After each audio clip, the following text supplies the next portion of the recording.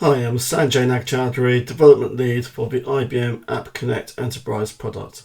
In this video, I will be following on from the previous video where I introduced how to access the context tree using the Java Compute node from a subflow. I will use a Java Compute node in several nested subflows in this video, and I will show how to access nodes in the message flow call hierarchy using the built-in Java plugin API.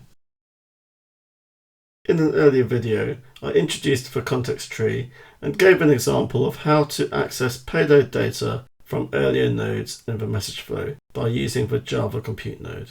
The context tree is a new tree in the message assembly which is not captured by default. It is only made available in the message assembly when it is referenced. The context tree has information about how the message flow was invoked and context information from every message flow node, including the payload details.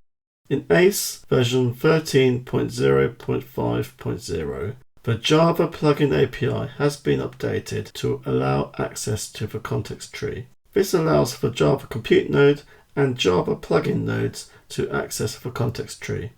In order to use the context tree in Java, the enable context tree usage method must be used in the onSetup method. When enable context tree usage is called, it will switch on context trees for the message flow before any flow threads are started. New classes have been provided to access different parts of the context tree. So in the previous video, I created a subflow and I used a Java Compute node and trace node in the subflow.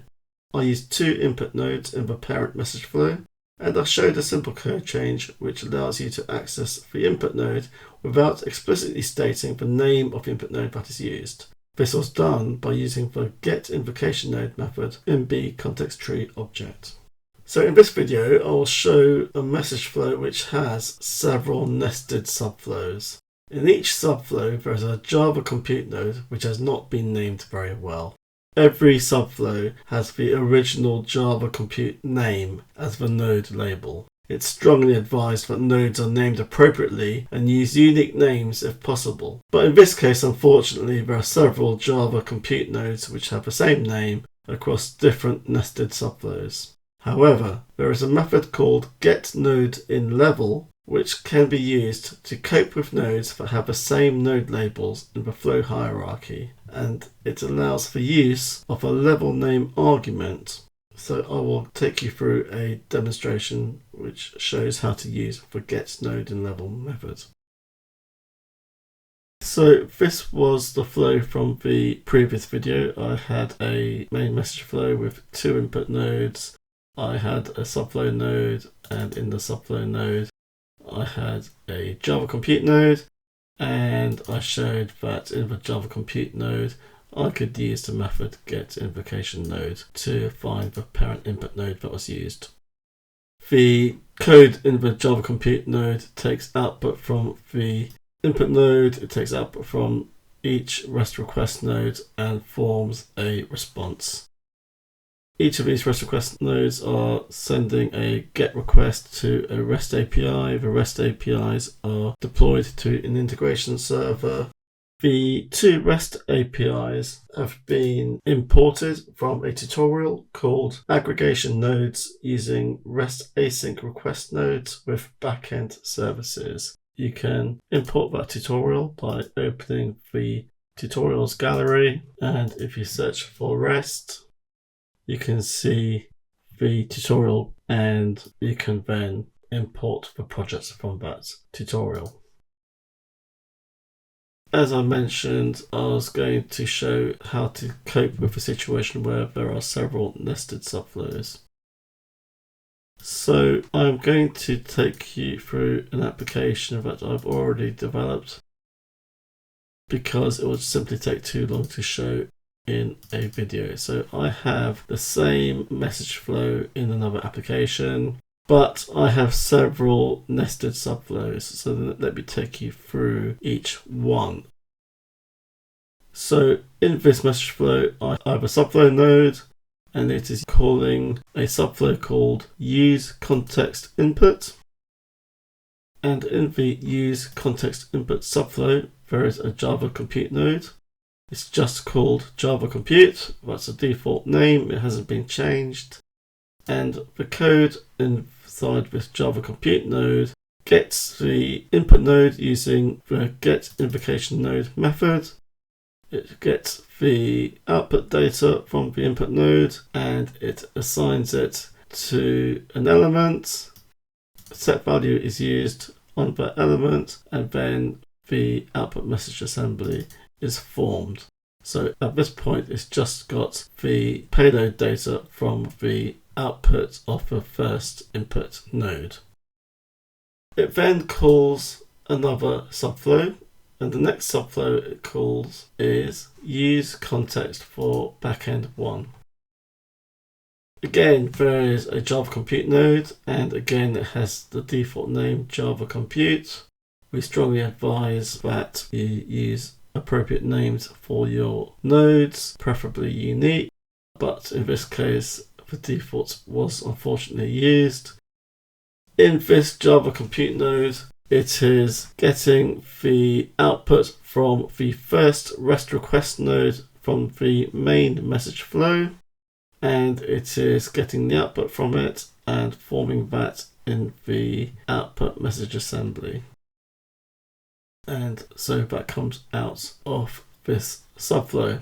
It then calls another subflow, and the next subflow it's calling is use context for backend 2. And yet again, there is another Java compute node which has the same name. So we have 3 subflows here. Use context input, use context for backend 1, use context for backend 2. They all have the same label, Java compute. In this Java compute node, it is getting the output from the second REST request node that was in the main message flow and setting the output message assembly. And then finally, it calls the last listed subflow, which is construct response, and it has a Java compute node in it, and in here it is getting the outputs from each of those previous Java compute nodes in each of those previous subflows and forming a response. So the problem here is that we have 3 different Java compute nodes all with the same name. So in order to distinguish them, we can use this method called getNodeInLabel. And we can specify the node name, which is Java compute, and we can specify the subflow node that's calling the subflow. So that is how you can distinguish between them. So we're getting the output from the first subflow and then getting the output from the Java compute node from the next subflow and then getting the output from the Java compute node from the third subflow and then forming a response. So let's try running it. Let's put a message through.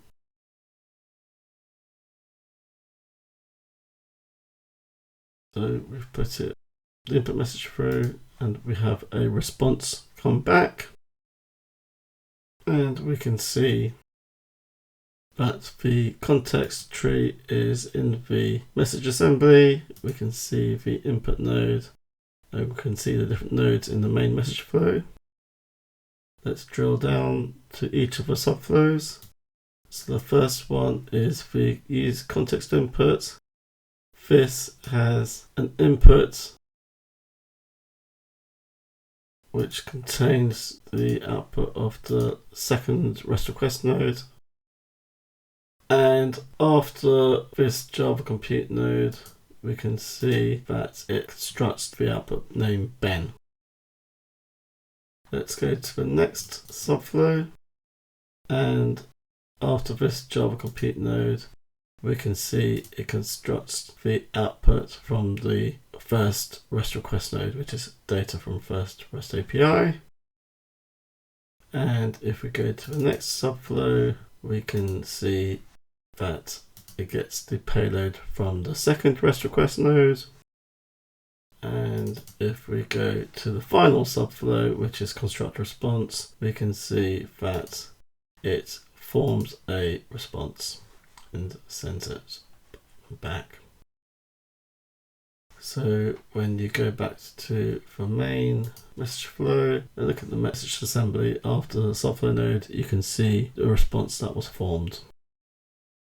So this is all done by using the method getNodeInLevel, and even though we have several nodes called Java Compute in different subflows, we can distinguish them by using the level name parameter. And this needs to be the name of the subflow node that is used. So in this video, I've shown how a message flow which has several nested subflows, each with a Java Compute node of the same name, can be distinguished by using the getNodeInLevel method and using the node label and the level name.